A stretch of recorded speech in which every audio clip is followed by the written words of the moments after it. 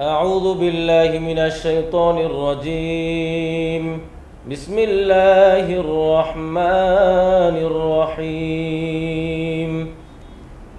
فمن أظلم ممن كذب على الله وكذب بالصدق إذ جاءه أليس في جهنم مثوى للكافرين والذي جاء بالصدق وصدق به أولئك هم المتقون لهم ما يشاءون عند ربهم ذلك جزاء المحسنين ليكفر الله عنهم أسوأ الذي عملوا ويجزيهم أجرهم بأحسن الذي كانوا يعملون أليس الله بكاف عبدا ويخوفونك بالذين من دونه ومن يضلل الله فما له من هاد ومن يهد الله فما له من مضل أليس الله بعزيز ذي انتقام ولئن سألتهم من خلق السماوات والأرض ليقولن الله قل أفرأيتم ما تدعون من دون الله إن أرادني الله بضر هل هن كاشفات ضره أو أرادني برحمة هل هن ممسكات رحمته قل حسبي الله عليه يتوكل المتوكلون قل يا قوم اعملوا على مكانتكم إني عامل فسوف تعلمون من يأتيه عذاب يخزيه ويحل عليه عذاب مقيم إنا أنزلنا عليك الكتاب للناس بالحق فمن اهتدى فلنفسه ومن ضل فإنما يدل عليها وما أنت عليهم بوكيل الله يتوفى الأنفس حين موتها والتي لم تمت في منامها فيمسك التي قضى عليها الموت ويرسل الأخرى إلى أجل مسمى إن في ذلك لآيات لقوم يتفكرون أم اتخذوا من دون الله شفعاء قل أولو كانوا لا يملكون شيئا ولا يعقلون قل لله الشفاعة جميعا له ملك السماوات والأرض ثم إليه ترجعون وإذا ذكر الله وحده اشمأزت قلوب الذين لا يؤمنون بالآخرة وإذا ذكر الذين من دونه إذا هم يستبشرون قل اللهم فاطر السماوات والأرض عالم الغيب والشهادة أنت تحكم بين عبادك فيما كانوا فيه يختلفون ولو أن للذين ظلموا ما في الأرض جميعا ومثله معه لافتدوا به من سوء العذاب يوم القيامة وبدا لهم من الله ما لم يكونوا يحتسبون وبدا لهم سيئات ما كسبوا وحاق بهم ما كانوا به يستهزئون فإذا مس الإنسان ضر دعانا ثم إذا خولناه نعمة منا قال إنما أوتيته على علم بل هي فتنة ولكن أكثرهم لا يعلمون قد قالها الذين من قبلهم فما أغنى عنهم ما كانوا يكسبون فأصابهم سيئات ما كسبوا والذين ظلموا من هؤلاء سيصيبهم سيئات ما كسبوا وما هم بمعجزين أولم يعلموا أن الله يبسط الرزق لمن يشاء ويقدر إن في ذلك لآيات لقوم يؤمنون قل يا عبادي الذين أسرفوا على أنفسهم لا تقنطوا من رحمة الله إن الله يغفر الذنوب جميعا إنه هو الغفور الرحيم وأنيبوا إلى ربكم وأسلموا له من قبل أن يأتيكم العذاب ثم لا تنصرون واتبعوا أحسن ما أنزل إليكم من ربكم من قبل أن يأتيكم العذاب بغتة وأنتم لا تشعرون أن تقول نفس يا حسرة على ما فرطت في جنب الله وإن كنت لمن الساخرين أو تقول لو أن الله هداني لكنت من المتقين أو تقول حين ترى العذاب لو أن لي كرة فأكون من المحسنين بلى قد جاءتك آياتي فكذبت بها واستكبرت وكنت من الكافرين ويوم القيامة ترى الذين كذبوا على الله وجوههم مسودة أليس في جهنم مثوى للمتكبرين وينجي الله الذين اتقوا بمفازتهم لا يمسهم السوء ولا هم يحزنون الله خالق كل شيء وهو على كل شيء وكيل له مقاليد السماوات والأرض والذين كفروا بآيات الله أولئك هم الخاسرون قل أفغير الله تأمروني أعبد أيها الجاهلون ولقد أوحي إليك وإلى الذين من قبلك لئن أشركت ليحبطن عملك ولتكونن من الخاسرين بل الله فاعبد وكن من الشاكرين وما قدر الله حق قدره والأرض جميعا قبضته يوم القيامة والسماوات مطويات بيمينه سبحانه وتعالى عما يشركون ونفخ في الصور فصعق من في السماوات ومن في الأرض إلا من شاء الله ثم نفخ فيه أخرى فإذا هم قيام ينظرون وأشرقت الأرض بنور ربها ووضع الكتاب وجيء بالنبيين والشهداء وقضي بينهم بالحق وهم لا يظلمون ووفيت كل نفس ما عملت وهو أعلم بما يفعلون وسيق الذين كفروا إلى جهنم زمرا حتى إذا جاءوها فتحت أبوابها وقال لهم خزنتها ألم يأتكم رسل منكم يتلون عليكم آيات ربكم وينذرونكم لقاء يومكم هذا قالوا بلى ولكن حقت كلمة العذاب على الكافرين قيل ادخلوا أبواب جهنم خالدين فيها فبئس مثوى المتكبرين وسيق الذين اتقوا ربهم إلى الجنة زمرا حتى إذا جاءوها وفتحت أبوابها وقال لهم خزنتها سلام عليكم طبتم فادخلوها خالدين وقالوا الحمد لله الذي صدقنا وعده وأورثنا الأرض نتبوأ من الجنة حيث نشاء فنعم أجر العاملين وترى الملائكة حافين من حول العرش يسبحون بحمد ربهم وقضي بينهم بالحق وقيل الحمد لله رب العالمين بسم الله الرحمن الرحيم حميم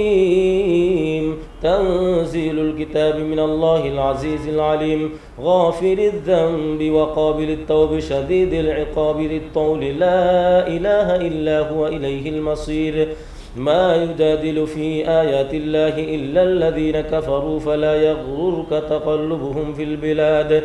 كذبت قبلهم قوم نوح والأحزاب من بعدهم وهمت كل أمة برسولهم ليأخذوه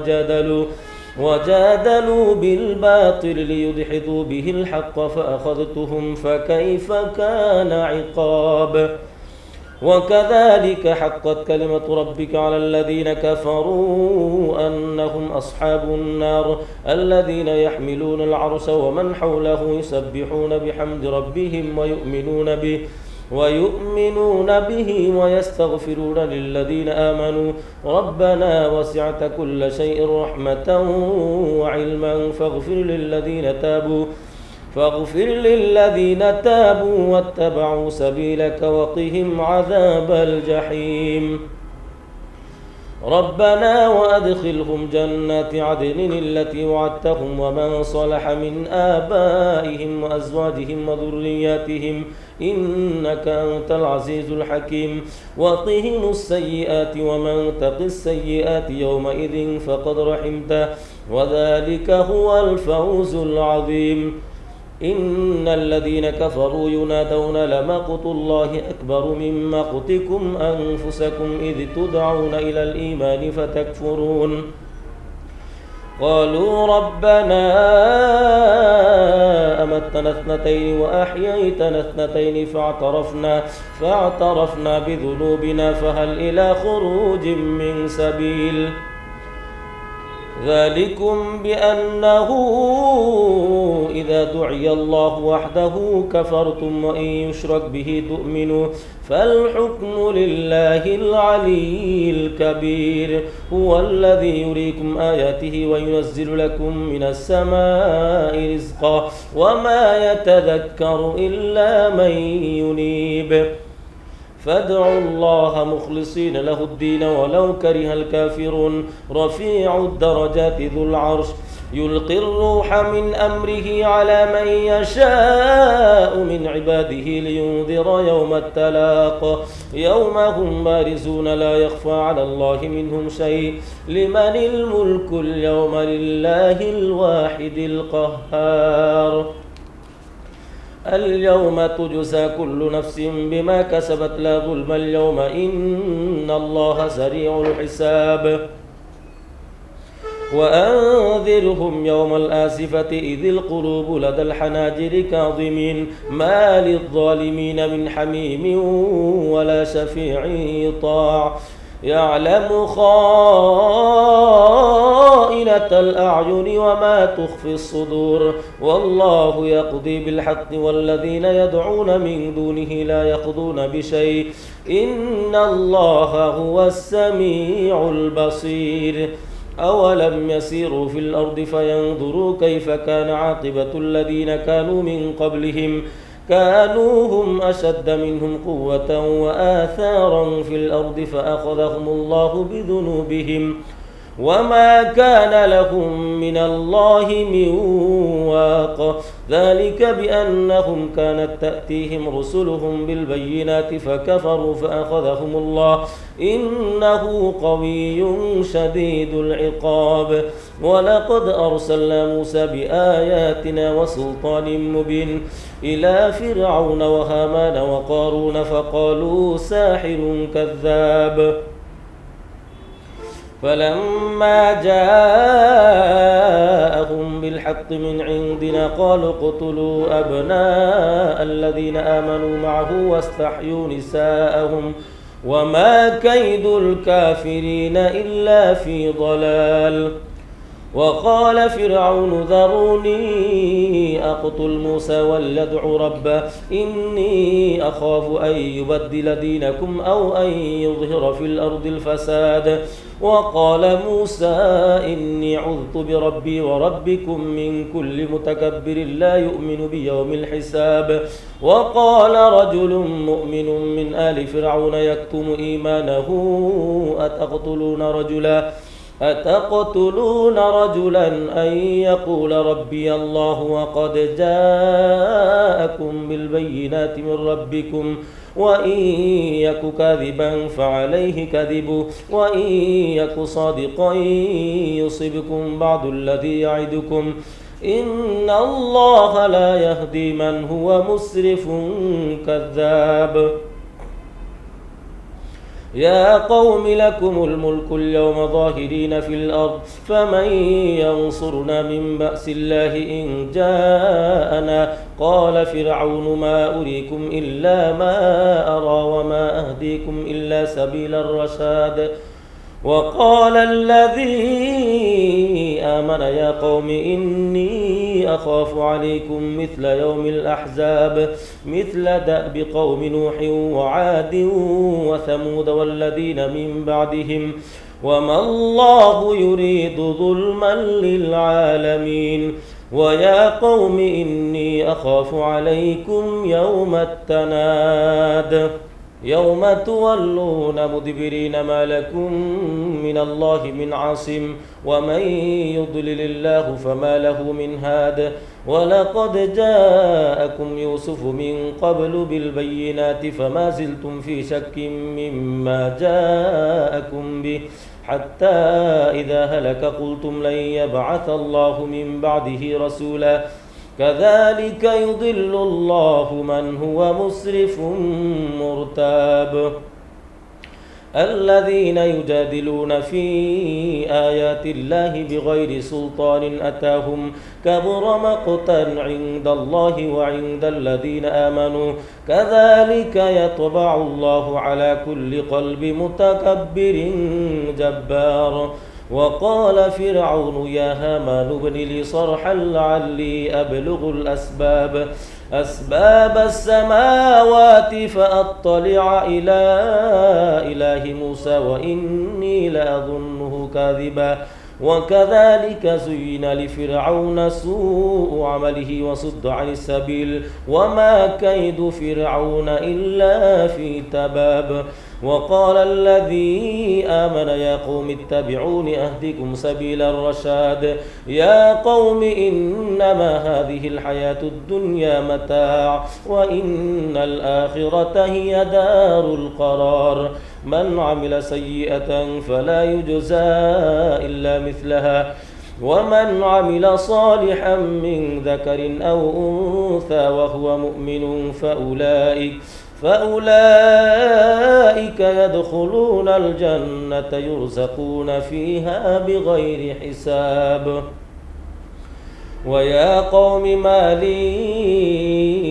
أدعوكم إلى النجاة وتدعونني إلى النار تدعونني لأكفر بالله وأشرك به ما ليس لي به علم وأنا أدعوكم إلى العزيز الغفار لا جرم أن ما تدعونني إليه ليس له دعوة في الدنيا ولا في الآخرة وأن مردنا إلى الله وأن المسرفين هم أصحاب النار فستذكرون ما أقول لكم وأفوض أمري إلى الله إن الله بصير بالعباد فوقاه الله سيئات ما مكروا وحاق بآل فرعون سوء العذاب النار يعرضون عليها غدوا وعشيا ويوم تقوم الساعة أدخلوا آل فرعون أشد العذاب وإذ يتحاجون في النار فيقول الضعفاء للذين استكبروا إنا كنا لكم تبعا فهل أنتم مغنون عنا نصيبا من النار قال الذين استكبروا إنا كل فيها إن الله قد حكم بين العباد وقال الذين في النار لخزنة جهنم ادعوا ربكم يخفف عنا يوما من العذاب قالوا أولم تك تأتيكم رسلكم بالبينات قالوا بلى قالوا فادعوا وما دعاء الكافرين إلا في ضلال إنا لننصر رسلنا والذين آمنوا في الحياة الدنيا ويوم يقوم الأشهاد يوم لا ينفع الظالمين معذرتهم ولهم اللعنة ولهم سوء الدار. ولقد آتينا موسى الهدى وأورثنا بني إسرائيل هدى وذكرى لأولي الألباب. فاصبر إن وعد الله حق واستغفر لذنبك وسبح بحمد ربك بالعشي والإبكار. إن الذين يجادلون في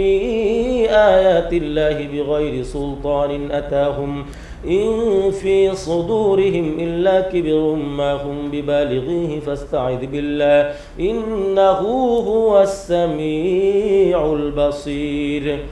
لخلق السماوات والأرض أكبر من خلق الناس ولكن أكثر الناس لا يعلمون. وما يستوي الأعمى والبصير. والذين آمنوا وعملوا الصالحات ولا المسيء قليلا ما تتذكرون. إن الساعة لآتية لا ريب فيها ولكن أكثر الناس لا يؤمنون. وقال ربكم ادعوني أستجب لكم إن الذين يستكبرون عن عبادتي سيدخلون جهنم داخرين. الله الذي جعل لكم الليل لتسكنوا فيه والنهار مبصرا إن الله لذو فضل على الناس ولكن أكثر الناس لا يشكرون. ذلكم الله ربكم خالق كل شيء لا إله إلا هو فأنى تؤفكون. كذلك يؤفك الذين كانوا بآيات الله يجحدون. الله الذي جعل لكم الأرض قرارا والسماء بناء وصوركم فأحسن صوركم ورزقكم من الطيبات. ذلكم الله ربكم فتبارك الله رب العالمين. هو الحي لا إله إلا هو فادعوه مخلصين له الدين الحمد لله رب العالمين. قل إني نهيت أن أعبد الذين تدعون من دون الله لما جاءني البينات من ربي وأمرت أن أسلم لرب العالمين. هو الذي خلقكم من تراب ثم من نطفة ثم من علقة ثم يخرجكم طفلا ثم لتبلغوا أشدكم ثم لتكونوا شيوخا ومنكم من يتوفى من قبل ولتبلغوا أجلا مسمى ولعلكم تعقلون. هو الذي يحيي ويميت فإذا قضى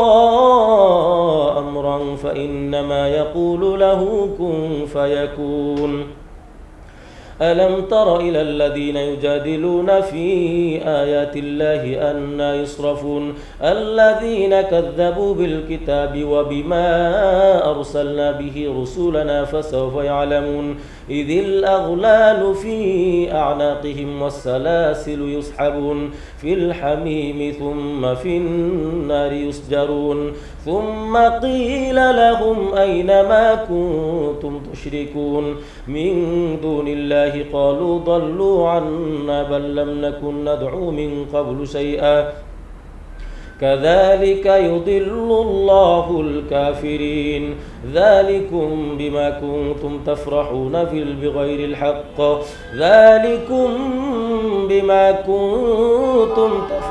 في الأرض بغير الحق وبما كنتم تمرحون. ادخلوا أبواب جهنم خالدين فيها فبئس مثوى المتكبرين. فاصبر إن وعد الله حق فإما نرينك بعض الذي نعدهم أو نتوفينك فإلينا يرجعون. ولقد أرسلنا رسلا من قبلك منهم من قصصنا عليك ومنهم من لم نقصص عليك وما كان لرسول أن يأتي بآية إلا بإذن الله فإذا جاء أمر الله قضي بالحق وخسر هنالك المبطلون الله الذي جعل لكم الأنعام لتركبوا منها ومنها تأكلون ولكم فيها منافع ولتبلغوا عليها حاجة في صدوركم وعليها وعلى الفلك تحملون ويريكم آياته فأي آيات الله تنكرون أفلم يسيروا في الأرض فينظروا كيف كان عاقبة الذين من قبلهم كانوا أكثر منهم وأشد قوة وآثارا في الأرض فما أغنى عنهم ما كانوا يكسبون فلما جاءتهم رسلهم بالبينات فرحوا بما عندهم من العلم وحاق بهم ما كانوا به يستهزئون فلما رأوا بأسنا قالوا آمنا بالله وحده وكفرنا بما كنا به مشركين فلم يك ينفعهم إيمانهم لما رأوا بأسنا سنة الله التي قد خلت في عبادي وخسر هنالك الكافرون بسم الله الرحمن الرحيم حميم تنزيل من الرحمن الرحيم كتاب فصلت آياته قرآنا عربيا لقوم يعلمون بشيرا ونذيرا فأعرض أكثرهم فهم لا يسمعون وقالوا قلوبنا في أكنة مما تدعونا إليه وفي آذاننا وقر ومن بيننا وبينك حجاب فاعمل إننا عاملون قل إنما أنا بشر مثلكم يوحى إلي أنما إلهكم إله واحد فاستقيموا إليه واستغفروه وويل للمشركين الذين لا يؤتون الزكاة وهم بالآخرة هم كافرون إن الذين آمنوا وعملوا الصالحات لهم أجر غير ممنون قل أئنكم لتكفرون بالذي خلق الأرض في يومين وتجعلون له أندادا ذلك رب العالمين وجعل فيها رواسي من فوقها وبارك فيها وقدر فيها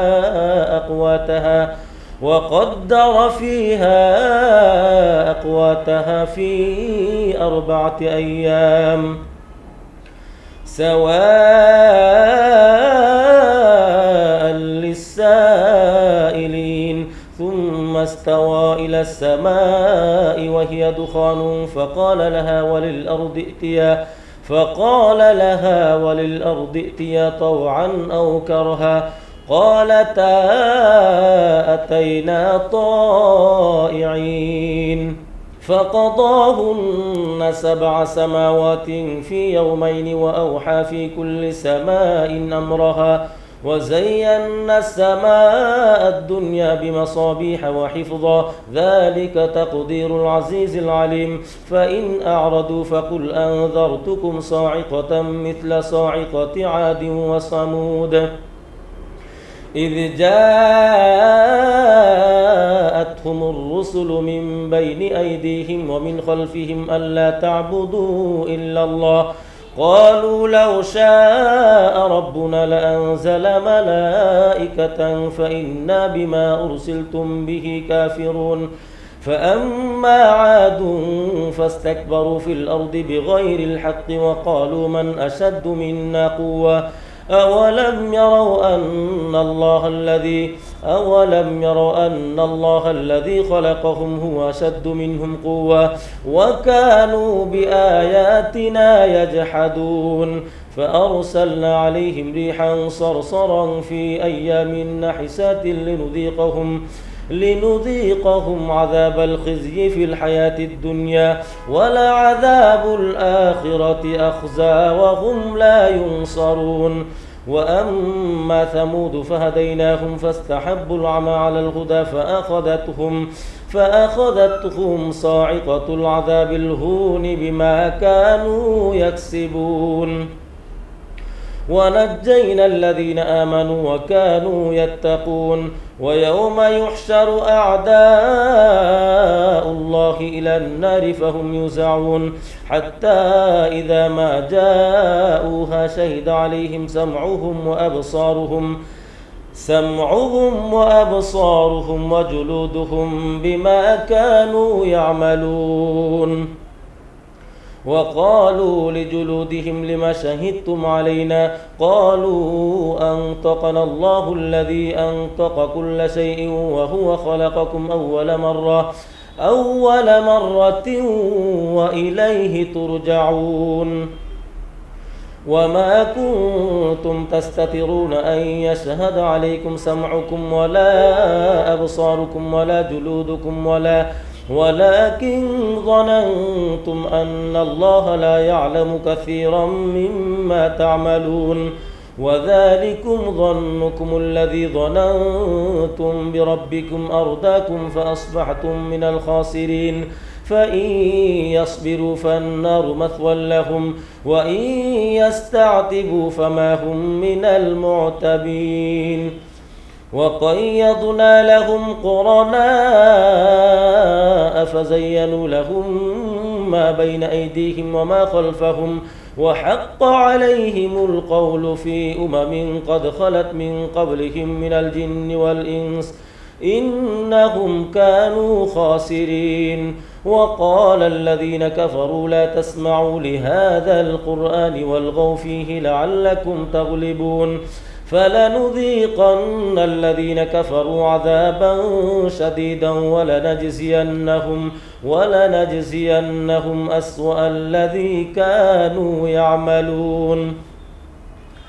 ذلك جزاء أعداء الله النار لهم فيها دار الخلد جزاء بما كانوا بآياتنا يجحدون وقال الذين كفروا ربنا أرنا الذين أضلانا من الجن والإنس نجعلهما تحت أقدامنا ليكونا من الأسفلين إن الذين قالوا ربنا الله ثم استقاموا تتنزل عليهم الملائكة ألا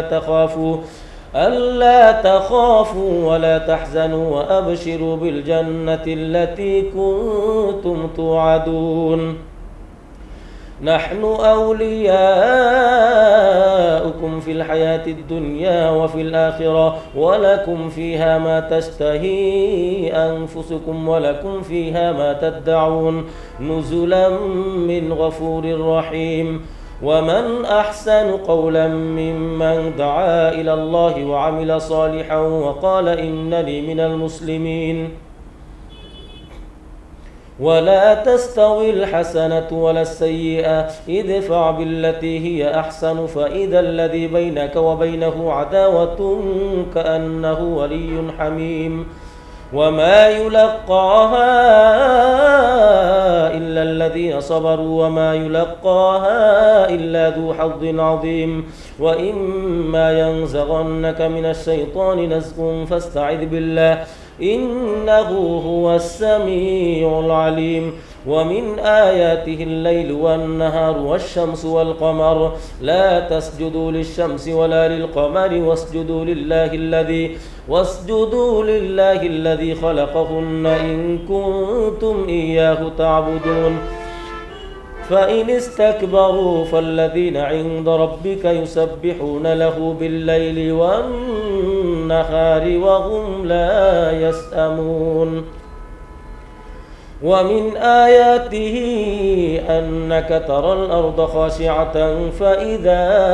أنزلنا عليها الماء اهتزت وربت إن الذي أحياها لمحيي الموتى إنه على كل شيء قدير إن الذين يلحدون في آياتنا لا يخفون علينا أفمن يلقى في النار خير أم من يأتي آمنا يوم القيامة اعملوا ما شئتم إنه بما تعملون بصير إن الذين كفروا بالذكر لما جاءهم وإنه لكتاب عزيز لا يأتيه الباطل من بين يديه ولا من خلفه تنزيل من حكيم حميد ما يقال لك إلا ما قد قيل للرسل من قبلك إن ربك لذو مغفرة وذو عقاب أليم ولو جعلناه قرآنا أعجميا لقالوا لولا فصلت آياته أأعجمي وعربي قل هو للذين آمنوا هدى وشفاء والذين لا يؤمنون في آذانهم وقر وهو عليهم عمى أولئك ينادون من مكان بعيد ولقد آتينا موسى الكتاب فاختلف فيه ولولا كلمة سبقت من ربك لقضي بينهم وإنهم لفي شك منه مريب من عمل صالحا فلنفسه ومن أساء فعليها وما ربك بظلام للعبيد صدق الله العظيم.